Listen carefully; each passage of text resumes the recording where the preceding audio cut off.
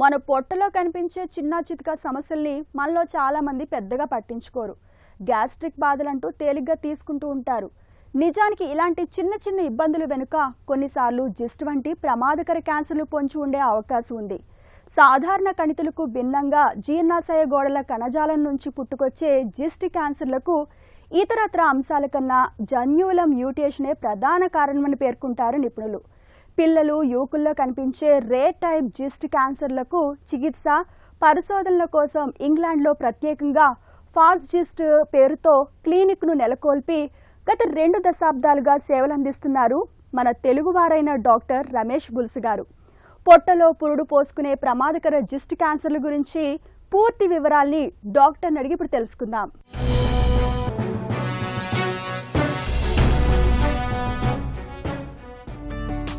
Gist క్యాన్సర్లు అంటే ఏంటి, ఎందుకు వస్తాయి? గ్యాస్ట్రో ఇంటెస్టినల్ స్ట్రోమల్ ట్యూమర్స్ అనేది ఒక రేర్ క్యాన్సర్ అన్నమాట. అది చాలా అరుదైన క్యాన్సరు. అది జిఐ ట్రాక్ట్లో ఉంటుంది, అంటే డైజెస్టివ్ ట్రాక్ట్లో ఉంటుంది. ఇన్సిడెన్స్ ఏంటంటే నెంబర్ ఆఫ్ పేషెంట్స్ ఎట్లా వస్తారంటే ఒక 10 లక్షల మందికి జనాభాకి ఒక 15 పేషెంట్లు వస్తారు. అంటే తెలంగాణలో చూసుకుంటే 4 కోట్ల మందికి 400 మంది ఉంటారు అంటే ఏంటి సంవత్సరానికి. అంత రేర్ మాట.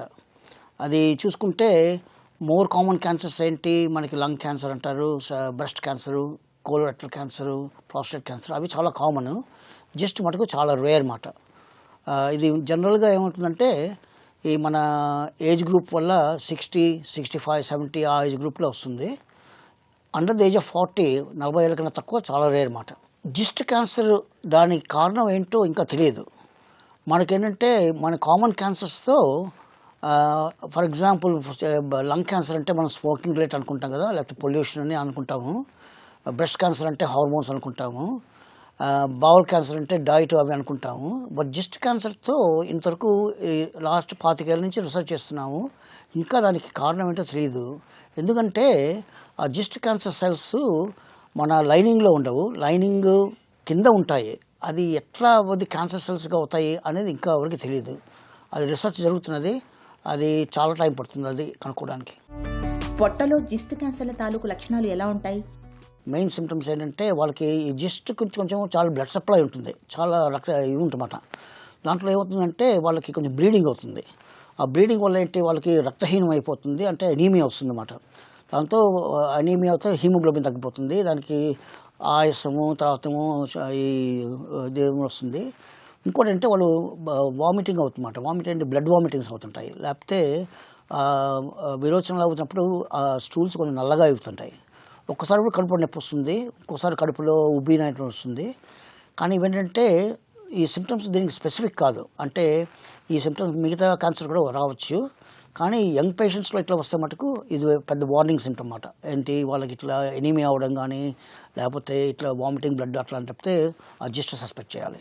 ఆ జిస్ట్ ఏంటంటే దాంట్లో టార్గెట్ థెరపీ అని ఉంటుంది. టార్గెట్ థెరపీ అంటే ఇమాటినిబ్ అనే ఒక టాబ్లెట్, తర్వాత సునిటినిబ్ అనే ఇంకో టాబ్లెట్, తర్వాత రిగ్రాఫినిబ్ అనే టాబ్లెట్ ఉంది, తర్వాత ఏమో రిప్రిటినిబ్ అనే ఇంకో టాబ్లెట్ ఉంది. ఈ టాబ్లెట్లు ఏంటంటే రోజు వేసుకుంటారు అన్నమాట పేషెంట్లు.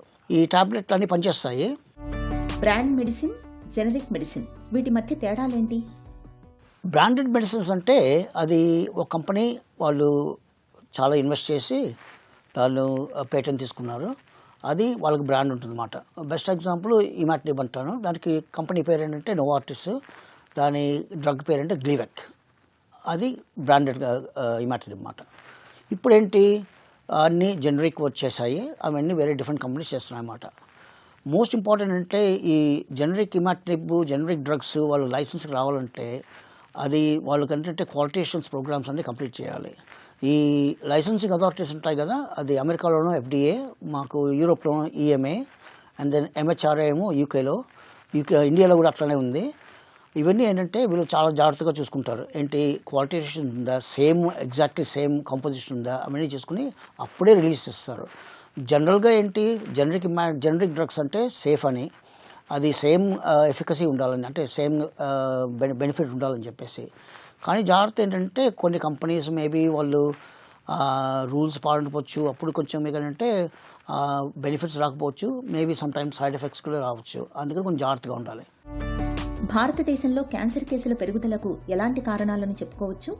అంతకుముందు రోజుల్లో మాకు స్కాన్లు ఉండేవి, సిటీ స్కాన్లు ఉండేవి కాదు, క్యాట్ స్కాన్స్, పెట్ స్కాన్స్ లేవు, ఎంఆర్ఐ స్కాన్స్ లేవు. అంతమంది ఎండోస్కోపీలు కూడా చేసుకునేవాళ్ళు కాదు భారతదేశంలో. అంత ఎక్కువ క్యాన్సర్లు చూస్తున్నాము కంపేర్ టు 40 ఏళ్ళుగా 40 years బ్యాక్.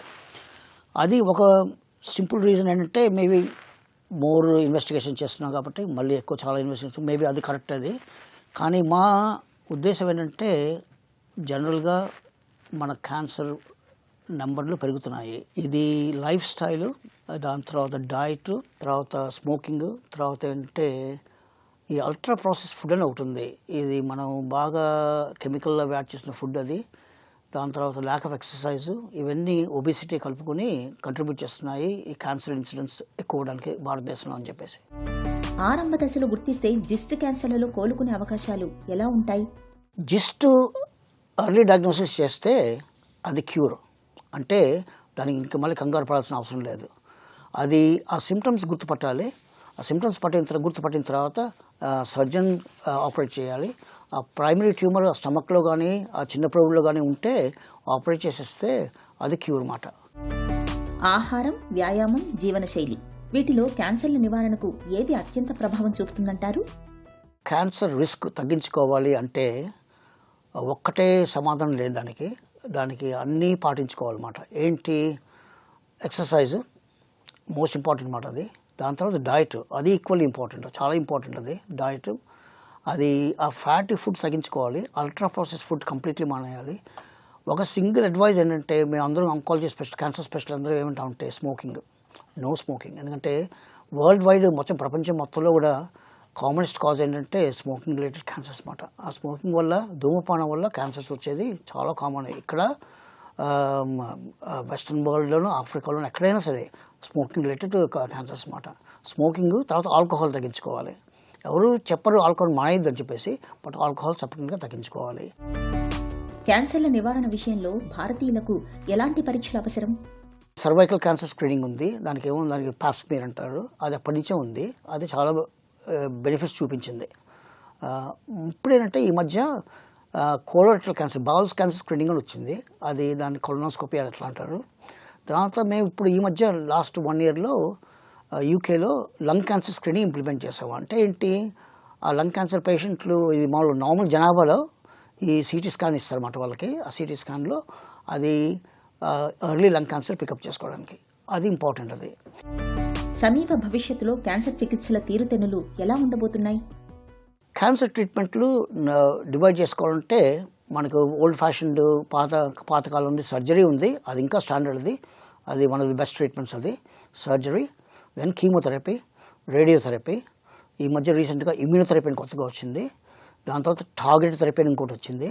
కానీ ఈ మధ్య ఏమని చేశారంటే పర్సనలైజ్డ్ మెడిసిన్ అని ఒక కొత్త టర్మ్ పెట్టారు. అంటే ఏంటి? ఆ ట్రీట్మెంట్ ఆ పేషెంట్కి టైలర్ చేస్తామన్నమాట. అది మ్యాచ్ చేస్తాము. ఆ పేషెంట్ క్యాన్సర్కి ఆ ట్రీట్మెంట్ మ్యాచ్ చేస్తాము. అంటే ఏంటి? ఆ ట్యూమర్ని ఇంట్రోగేట్ చేసి దానికి క్వశ్చన్స్ వేసి దానికి జినోమిక్ సీక్వెన్సింగ్ చేస్తారు. అంటే ఏంటి? దాంట్లో ట్యూమర్లో ఏ జీన్స్ ఫాల్టీ ఉన్నాయి, ఆ జీన్స్ ఫాల్టీ అడ్వాంటేజ్ తీసుకోవచ్చా అని, ఆ ఫాల్టీ జీన్ ఉంటే దాన్ని స్విచ్ ఆఫ్ చేయొచ్చా అని చెప్పేసి అట్లా చేసిన తర్వాత దానికి మెడికేషన్స్ ఉన్నాయన్నమాట. ఏంటి? మందులు ఉంటాయి. ఆ మందులు వేసుకోవచ్చు. పొట్టలో రాకాసి పుండ్లను తలపించే జిస్ట్ క్యాన్సర్ల విషయంలో అవగాహనే అసలైన మందు.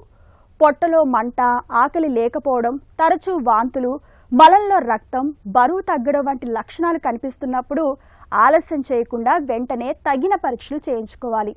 తొలి దశలో గుర్తిస్తే జిస్ట్ క్యాన్సర్లను పూర్తిగా నయం చేయొచ్చు.